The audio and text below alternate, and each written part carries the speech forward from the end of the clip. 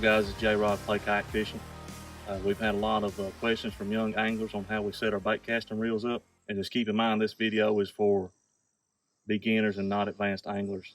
So we're going to show you how we set our casting reels up today. Alright, for today's tutorial we're going to be using the Revo STX by Abu Garcia. A great reel, check it out. So the first thing you want to do is you want to take your spool brakes and set them to where the bait barely falls. See if you can get that. Barely falls. That's actually still a little too fast, so we'll give it one more click. Next thing you want to do, a lot of reels are equipped with just magnetic brakes only. This one is equipped with a centrifugal brake system as well, along with the magnetic brakes.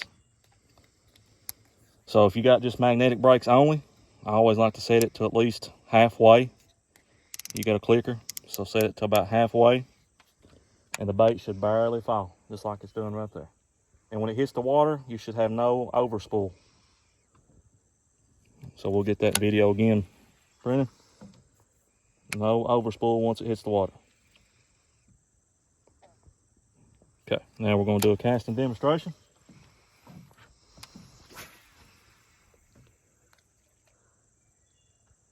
No backlash whatsoever.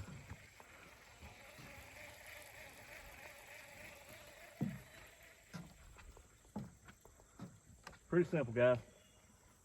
All right, guys, one thing also to keep in mind that when you crank those brakes up, you're going to get less distance on your cast. So when you get more comfortable, the thing to do is just loosen it up a click at a time. That's how I always do mine. And then just do a test cast. And once you get comfortable with it, you probably won't even need brakes.